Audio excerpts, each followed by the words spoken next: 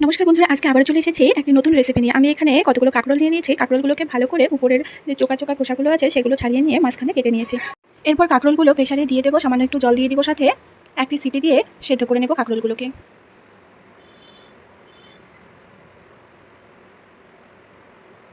কাঁকরোলগুলো এদিকে সেদ্ধ হতে থাক, আর এদিকে আমি দুটো পেঁয়াজ একটি রসুন ছুলে নিয়েছি। কাঁকরোলগুলো আমার সেদ্ধ হয়ে গেছে।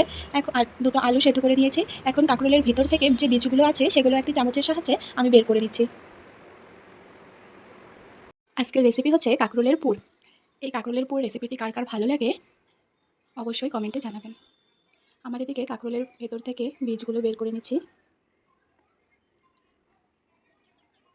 কাঁকরোলের বীজগুলো আমার বের করে নেওয়া হয়ে গেছে, আর এদিকে কাঁকরোলগুলো আমার রেডি। এখন একটি মিক্সি নিয়ে নিব। মিক্সিতে কাঁকরোলের বীজগুলো সব দিয়ে দেব, আর আগে থেকে কেটে রাখা একটি রসুন আর দুটো পেঁয়াজ আমি এখানে দিয়ে দেব।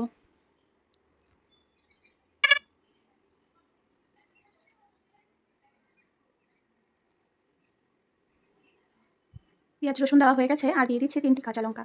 তারপর পেস্ট করে নেব। এদিকে আমি কড়াই বসিয়ে দিয়েছি। কড়াইয়ে পরিমাণ মতন তেল দিয়ে পেস্ট করে রাখা সব কিছু কড়াই দিয়ে হালকা একটু নেড়ে নেব। এরপর আমি এখানে দিয়ে দেব পরিমাণ মতন নুন আর হলুদ গুঁড়ো।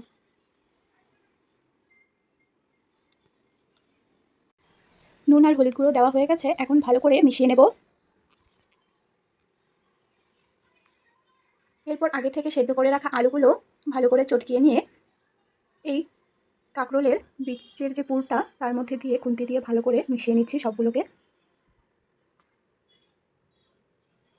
6-7 মিনিটের মতন ভালো করে এভাবে আমি কষিয়ে নেব। কষিয়ে নেওয়া হয়ে গেছে। এখন একটা প্লেটে নামিয়ে নেব।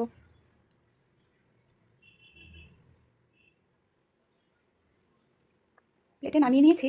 এরপর কাঁকরোলের ভেতরে যে অংশটা সেখানে আমি চামচের সাহায্যে দিয়ে দেব পুরগুলোকে ভরে। একইভাবে সবগুলো পুর আমি কাঁকরোলের ভেতরে এভাবে দিয়ে দিব। দিয়ে দেওয়া আমার হয়ে গেছে। এখন আমি একটা বাটি নেব। বাটিতে কিছুটা পরিমাণ চালের গুঁড়ো নেব। এখানে দিয়ে দিব অনুযায়ী নুন, সামান্য একটু হলুদ গুঁড়ো দিয়ে দিয়ে দেবো। জল দিয়ে ভালো করে মেখে নেব। বেশি পাতলাও না, বেশি গাঢ়ও না। এইভাবে মেখে নিয়ে কাঁকরোলের পুর ভরা কাঁকরোলটা দিয়ে ভালো করে নিয়ে কড়াই বসিয়ে দিলাম গ্যাসে। তেল দিয়ে দিলাম। তেল গরম হয়ে গেলে এক এক করে পুর ভরা কাঁকরোলগুলো দিয়ে দেব। দিয়ে এই তেলে ভেজে নেব।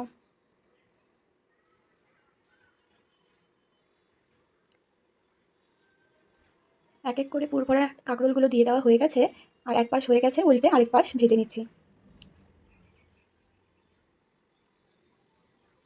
হালকা আঁচে কিছুক্ষণ টাইম নিয়ে ভালো করে ভেজে নিতে হবে। ভেজে নেওয়া হয়ে গেছে তৈরি কাঁকরোলের পুরের রেসিপিটি ভালো লাগলে অবশ্যই কমেন্টে জানাবেন। ধন্যবাদ।